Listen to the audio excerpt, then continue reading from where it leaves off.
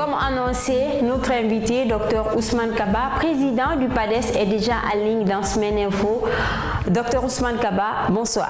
Bonsoir. La rentrée parlementaire vendredi s'est déroulée dans un climat tendu avec l'arrestation de l'opposant Dr Faya Milumono et 12 de ses militants. Ils ont été auditionnés à la DPJ puis au tribunal de Kaloum. La procédure va se poursuivre ce lundi. Quelle analyse faites-vous de ce rififi qui a émaillé la rentrée parlementaire? Je pense que simplement c'était prévisible parce que le mandat des députés est achevé depuis longtemps. Et nous avons été les premiers avec le PADES à faire une déclaration pour dire que nous refusons de siéger à l'Assemblée nationale sur la base d'un décret présidentiel. Pourquoi? Parce que rien ne s'opposait à la tenue des élections législatives en Guinée aujourd'hui. Toutes les conditions sont réunies, c'est un refus pur et simple. Et parce qu'on ne peut pas aller sur la base d'un décret. L'Assemblée nationale est élue. Le président de la République est élu par le même peuple. Je pense que la souveraineté n'appartient qu'au peuple. Et il faut s'assurer de la séparation des pouvoirs. Nous avions expliqué que le vide institutionnel était ce qui était préférable pour la Guinée, parce que cela mettrait suffisamment de pression sur le gouvernement et la CENI pour organiser les élections législatives dans les plus brefs délais. Vous savez qu'en cas de vide institutionnel, la Guinée serait sous embargo financier. Non seulement les institutions de Bretton Woods, mais les autres institutions financières, mais également sous embargo diplomatique. Ils ont fait croire que non, ce vide permettait au chef de l'État de légiférer par ordonnance, etc. Ce n'est pas vrai. Il ne peut pas le faire. Et par contre, aller à l'Assemblée nationale, c'est cautionner le glissement du mandat présidentiel en 2020, malheureusement. Et nous sommes en train d'assister à ce scénario, parce que beaucoup de députés ont préféré les intérêts personnels à l'intérêt supérieur de la nation. Il est temps que nous laissons quand même un pays qui marche sur le plan de la démocratie. Et l'arrestation de Faya Milumono, c'est quelque chose que nous condamnons avec la dernière énergie, parce qu'il n'a fait qu'exprimer une opinion sans violence. Et l'article 10 de la Constitution est très clair. Chaque Guinéen a le droit d'exprimer son opinion le plus librement possible. Et ça veut dire que nous quittons bientôt le domaine de la loi et que nous allons aller dans le domaine de l'arbitraire et de l'anarchie. La constitution guinéenne n'est pas intangible, elle peut être modifiée, mais il ne faut pas que cette modification soit dans le seul but d'offrir un troisième mandat à un président de la République qui a achevé déjà ses 2 mandats. Voilà où est le problème. Vous l'avez déjà dit, vous boycottez le Parlement qui a vu son mandat se proroger, mais les mobiles que vous venez d'avancer sont-ils suffisants pour refuser de siéger et quelles peuvent être les conséquences politiques? Écoutez, nous avons voulu par notre acte montrer la voie à tous les autres députés des différents partis d'opposition. Malheureusement, nous n'avons pas été encore suivis. Mais je peux dire que le coût politique est assez élevé pour tous ces députés et pour ces partis d'opposition parce qu'il y a un vrai problème de crédibilité.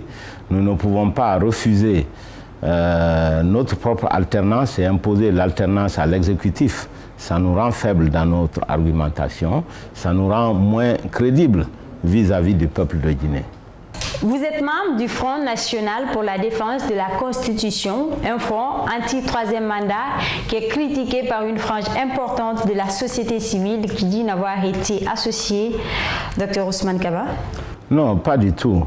D'abord, l'argument d'une partie de la société civile parce qu'ils n'ont pas été consultés, etc., je pense que c'est des arguments mineurs vu l'enjeu du problème qui se pose aujourd'hui à la société guinéenne dans son ensemble. C'est un front extrêmement large qui comprend et la société civile et les syndicats et pratiquement l'ensemble des partis politiques à l'exception notable du RPG Arc-en-Ciel. Donc je dirais vraiment que ça représente pratiquement toute la Guinée. De quoi il est question? Aujourd'hui, la question est très simple. Est-ce que la Guinée va suivre la loi, va suivre la Constitution, ou bien notre pays va prendre le chemin de l'aventure, de l'anarchie et de la tyrannie? Parce que si une société n'est pas gérée par la loi, ça veut dire qu'elle est gérée par la loi du plus fort. Voilà Nous sommes à un carrefour de notre histoire et nous avons estimé que la société guinéenne, les politiciens de la Guinée doivent tous aider à ancrer la démocratie dans notre pays. C'est la raison pour laquelle dans mon discours lors de cette formation du Front contre la modification de la Constitution, j'ai dit que les premiers politiciens en Guinée ont donné l'indépendance à notre pays.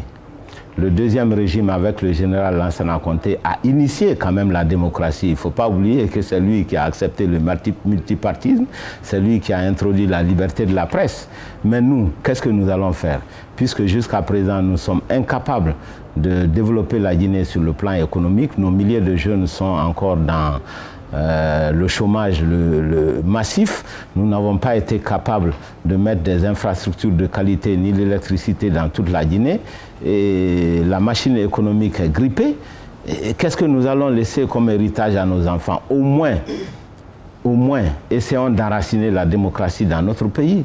Je pense que c'est un devoir pour tous les Guinéens, pour tous les patriotes et pour tous les partis politiques de se donner la main aujourd'hui pour barrer le troisième mandat. Bien sûr, le chef de l'État qui a passé 40 ans de sa vie à lutter pour la démocratie ne s'est pas encore prononcé, je suis d'accord avec vous, mais la tentation est forte quand on voit les clans mafieux autour du président de la République qui sont en train de prôner actuellement un troisième mandat, une modification de la Constitution ou alors un changement constitutionnel dans le seul but de maintenir, je dirais, ces hommes d'affaires encore au pouvoir autour du professeur Alpha Condé. Je crois qu'il est temps de dire que ça ne marchera pas. Et nous devons aider le président de la République à partir dans la dignité conformément à la Constitution. Est-ce qu'il n'y a pas une dichotomie dans la démarche de certains opposants? Ils vous ont rejoint dans ce front pour barrer la route à un éventuel troisième mandat, mais au même moment, ils acceptent de siéger à l'Assemblée dont le mandat a été prolongé. Comment expliquez-vous ce rétropédalage? Je suis d'accord avec vous qu'il y a un malaise. Et avec la classe politique qui en même temps demande au président de la République en 2020 de respecter la Constitution et qui en même temps accepte d'aller siéger à l'Assemblée nationale sur la base d'un décret présidentiel alors qu'on est à l'Assemblée nationale par la volonté du peuple de Guinée. Je pense qu'à ce stade, nous devons tous agir pour que les élections législatives puissent se tenir dans les plus brefs délais. C'est ça notre agenda qui s'impose à nous pour l'intérêt supérieur de la nation guinéenne. Dr Ousmane Kaba, ancien ministre de l'économie et des finances, président du parti PADES, merci d'avoir répondu à nos questions. Je vous remercie. Voilà, c'était à l'instant Dr Ousmane Kaba, président du PADES, membre de l'opposition guinéenne. Mesdames et messieurs, c'est la fin de cette rétrospective des faits marquants de la semaine qui s'achève. À tous, merci de l'avoir suivi. Nous revoir sur le www.gopevazanguiné.com. Bonsoir à tous.